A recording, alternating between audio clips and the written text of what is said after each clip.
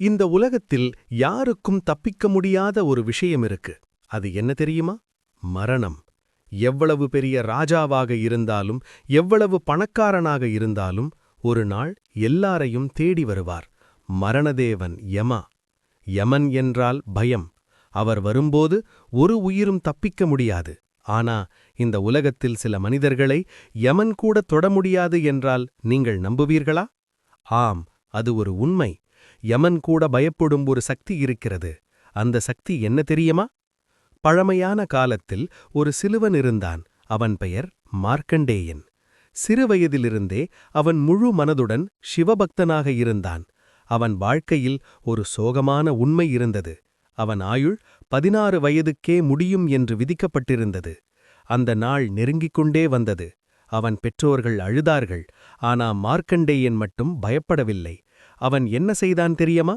அவன் நேராக சிவன் கோவிலுக்குப் போய் லிங்கத்தை கட்டிப்பிடித்து முழு மனதுடன் பிரார்த்தனை செய்ய ஆரம்பித்தான். என் இறைவா, நீங்கள்தான் என் எல்லாம், என்னை காப்பாற்ற வேண்டும்.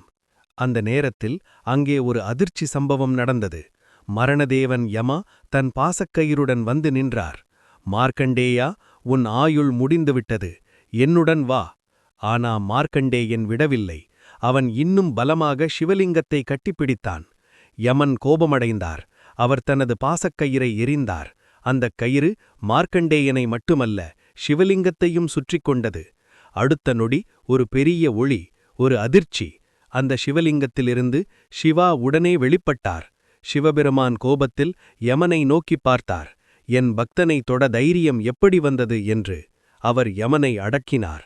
அந்த நொடியில் மரணதேவன் கூட சிவனின் முன் பலவீனமானார்.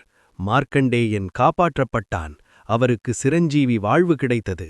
அவன் இனி எப்போதும் மரணத்தை சந்திக்க மாட்டான். இந்த கதை நமக்கு என்ன சொல்லுகிறது தெரியுமா? உண்மையான பக்தி இருந்தால் எந்த பயமும் இல்லை. மரணதேவன் யமா கூட உண்மையான பக்தனுக்கு அருகில் வரமாட்டார். நாம் எவ்வளவு பணம் சம்பாதித்தாலும், எவ்வளவு பெரியவராக இருந்தாலும், கடைசியில் நம்மை காப்பாற்றுவது ஒரே ஒரு விஷயம்தான். அது நம்பிக்கை, பக்தி, இறைவன் அருள். நீங்கள் உண்மையான பக்தராக இருந்தால் மரணமும் உங்களை பயப்படும். ஓம் நம சிவாயா.